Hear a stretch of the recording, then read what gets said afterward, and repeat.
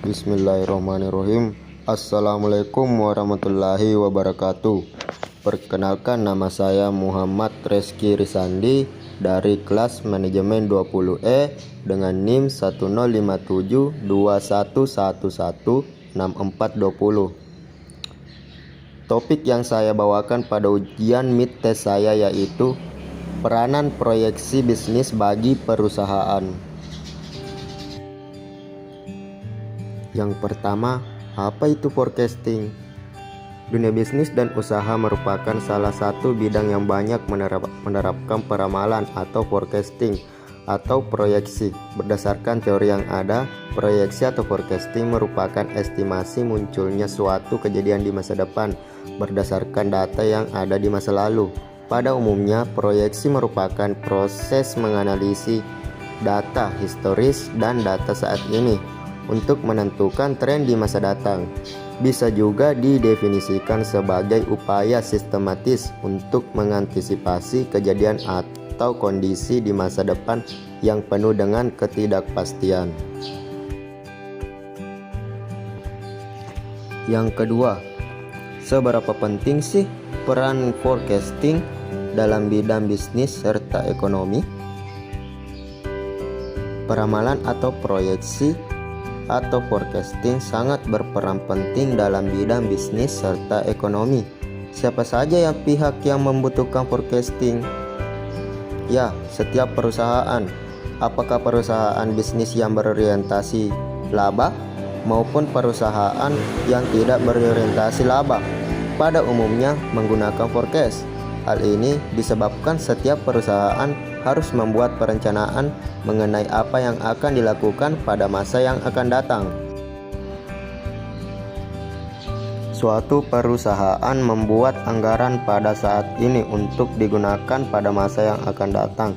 Permasalahan utama yang dihadapi oleh sebuah perusahaan dalam membuat anggaran adalah adanya ketidakpastian mengenai kejadian atau kondisi yang dihadapi di masa yang akan datang. Beberapa pertanyaan berikut ini dapat digunakan untuk lebih memahami pentingnya membuat proyeksi bagi suatu organisasi. Yang pertama, jika suatu perusahaan menambah pengeluaran untuk promosi, iklan, bagaimana pengaruhnya terhadap penjualan? Pertanyaan kedua, berapa penambahan karyawan yang akan dibutuhkan apabila ada penambahan cabang dalam suatu perusahaan? Pertanyaan ketiga, berapa persentase kenaikan biaya perjalanan dinas terhadap penambahan penjualan? Nah, pertanyaan-pertanyaan tersebut di atas menambah pemahaman bahwa perusahaan memerlukan suatu proyeksi. Mengapa? Karena yang akan diketahui adalah kondisi di masa yang akan datang. Sementara saat ini tidak tersedia informasi mengenai apa yang akan terjadi di masa yang akan datang tersebut.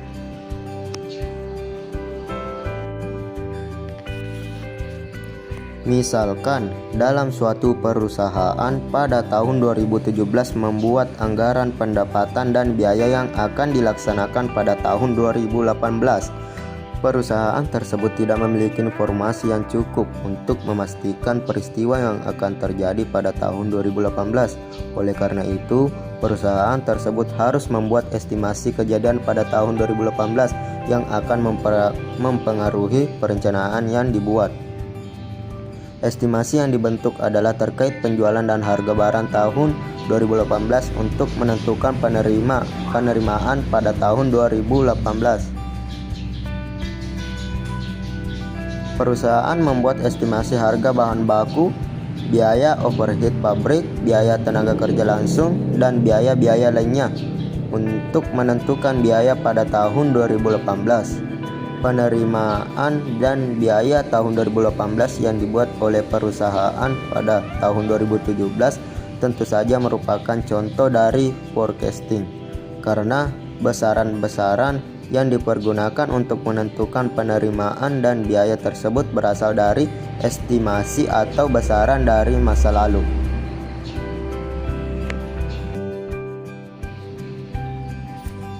Yang ketiga, metode yang digunakan. Yang perlu diperhatikan adalah situasi yang melingkupi apa yang akan kita ramal. pemahaman mengenai situasi sangat diperlukan untuk menentukan metode apa yang tepat digunakan. Berkenaan dengan situasi ini, terdapat 4 macam situasi yang memiliki peranan penting yang harus diperhatikan agar peramalan dapat berjalan efektif. Yang pertama, time horizon. Periode waktu di mana hasil proyeksi tersebut akan menimbulkan pengaruh merupakan faktor penentu terhadap pemilihan metode proyeksi. Periode waktu atau rentang waktu pada umumnya dikelompokkan menjadi 3, yaitu A. Jangka pendek atau 1 sampai dengan 3 bulan, B. Jangka menengah 3 bulan sampai dengan 2 tahun, C. Jangka panjang 2 tahun atau lebih.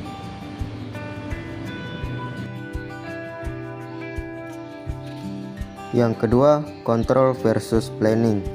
Dalam permasalahan pengendalian atau kontrol, manajemen execution merupakan prosedur yang umum.